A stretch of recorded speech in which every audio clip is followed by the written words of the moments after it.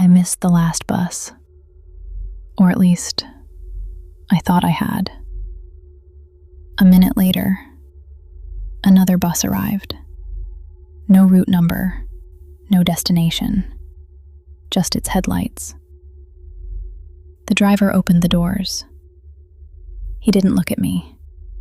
He simply pointed inside. Every passenger sat perfectly still. No phones, no conversations. Nobody blinked. I pressed the stop button. Nothing happened. The bus drove straight past my street. Then the next one. And the next. I walked to the driver. The driver's seat was empty. The steering wheel turned by itself. The passengers slowly turned, all at once. Every one of them smiled, but none of them had opened their eyes. The announcement crackled. Final stop. A pause. Everyone stays on. Just before dawn, the bus finally stopped. The doors opened. Outside was the same bus stop where I'd been waiting. Only, there was already another version of me standing there.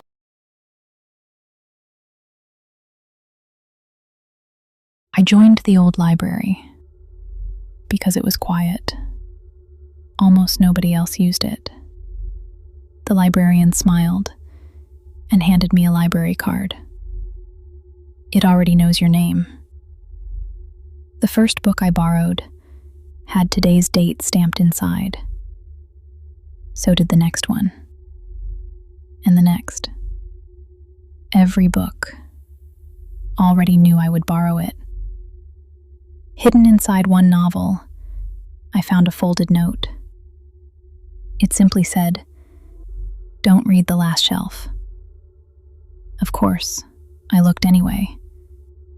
The final shelf held only black books. No titles. No authors. I opened one. The first page had my full name. The second described exactly what I'd done that morning. I turned another page. It described me, standing in the library, reading that very book. The final page was blank. Then, words slowly appeared. "They're behind you." I didn't turn around. I quietly closed the book, handed it back. The librarian smiled and stamped it. "Return tomorrow."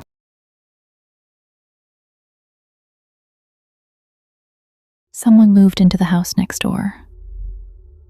I never saw the removal van, only the lights turning on. Every evening, she stood at her front window, looking straight at my house, never moving. I waved once. She didn't wave back. She copied me, exactly, a second later. The next morning, I mentioned her to another neighbor. He frowned, then asked, "Which house?" I pointed. He stared at the empty plot of land. "There hasn't been a house there for 20 years. That night, I looked again. The house was still there. Its lights were on. Only now, every window had someone watching me. I closed the curtains, locked every door. Then I heard a knock from the wall, shared with the house that wasn't there. 3 slow knocks. Then a woman's voice, softly saying, "Could you stop staring?" The next morning, the empty plot was back, But standing in my front garden was a handwritten welcome card, addressed to the new neighbor.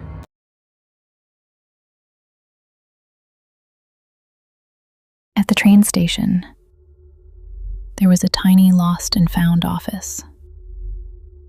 I'd walked past it hundreds of times. One rainy afternoon, I went inside. The shelves were full. Umbrellas, phones, keys. Things people had forgotten. The woman behind the desk smiled, then asked, "Have you come to collect what you lost?" I told her I'd never lost anything here. She frowned, then reached beneath the counter. She placed a small cardboard box in front of me. A label on the lid read, my full name. Inside, there wasn't a wallet or keys, just a photograph of me, standing exactly where I was, holding the same box. Under the photograph was a handwritten note. "You've forgotten this. Every time." I looked up. The office was empty. The shelves were bare. The woman had vanished. When I left, the station looked normal again. But in my pocket, I found another claim ticket with tomorrow's date and my name already printed on it.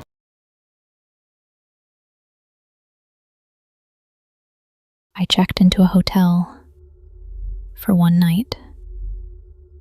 The receptionist asked, "Would you like a wake-up call?" I smiled. "No thanks." She hesitated, then quietly wrote something on my room key. At exactly 3:17 a.m., the phone rang. I answered. Nobody spoke, just breathing. I hung up. Seconds later, it rang again. This time, a woman's voice whispered, "Don't open the door." There was a knock. 3 slow taps. Someone outside softly said, "Wake-up call." I looked through the people. Nobody. Then, a shadow passed underneath the door, as if someone had walked into my room. The phone rang again. The same voice whispered, "You looked." Then the line went dead. I stayed awake until sunrise. When I finally opened the door, the corridor was empty, except for a room service trolley. On the trolley was an envelope, addressed to me. Inside was a hotel receipt. Checkout time. Yesterday.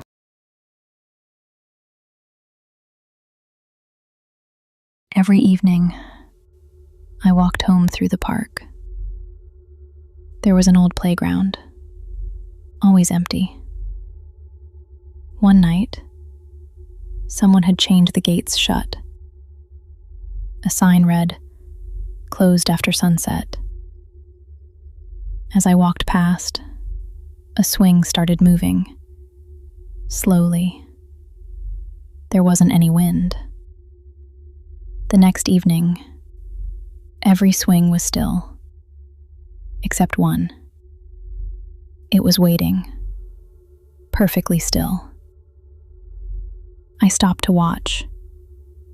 Then, the empty swing creaked, as if someone had just sat down. A child's voice laughed, very quietly. But the playground stayed empty. I stepped back.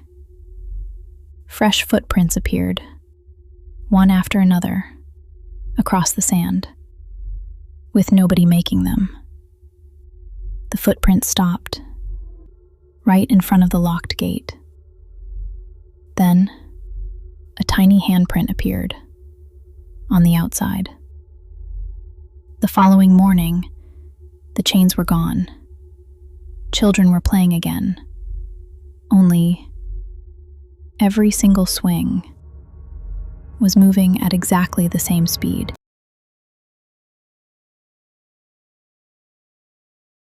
There's an old phone booth at the end of my street. It hasn't worked for years. One rainy evening, it started ringing. Nobody else seemed to notice. I answered. A woman whispered, "Please, don't hang up." I asked who she was. She replied, "I'm you." Then, the line crackled. She said, "You've only got a minute. Whatever happens, don't answer your mobile." At that exact moment, my phone began ringing. The caller ID was my own number. The woman in the booth shouted, "Ignore it. If you answer, we switch." The ringing stopped. Silence. Then the woman softly said, "Thank you." The line went dead. The next morning, the phone booth had been removed. But every time my mobile rings, for just a second, my caller ID shows the old phone booth's number.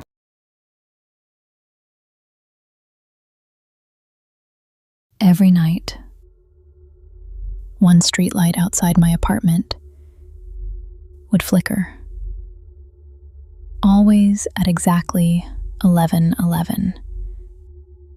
It didn't matter if it was raining or clear.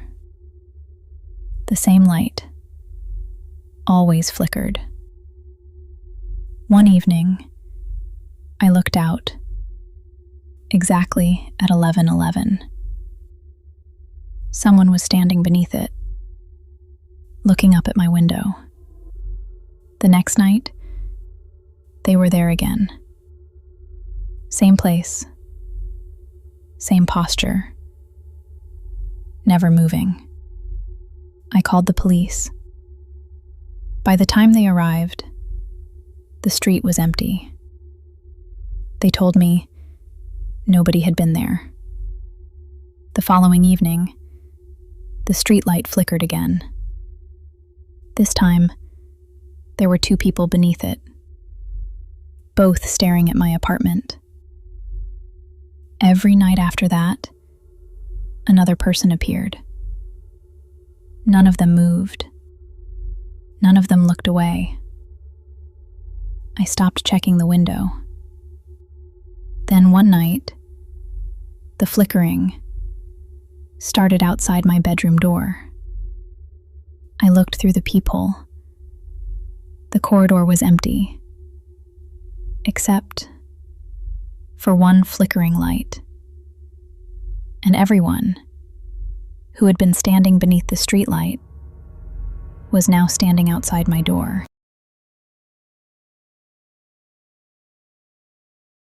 The apartment building had live CCTV. Anyone could check the cameras from their phone. One evening, the lobby camera stopped working. Not black, just empty. You could still see the reception desk, the doors, the lifts, but anyone who walked through simply wasn't there. I checked from my own apartment. I walked into the lobby, looked straight at the camera. When I watched the recording, the lobby was empty. I called building management. They said, "The cameras are working perfectly." Then asked, "Why weren't you in the footage?" The next night, the empty camera started showing someone. A woman, standing alone, looking directly into the lens. She looked familiar. She was wearing the same clothes I had on, only she was smiling. She slowly lifted one hand, then pointed past the camera, as if someone was standing behind it. I looked up, toward the real camera in the lobby. For the first time, its red recording light was pointed at me instead of the room.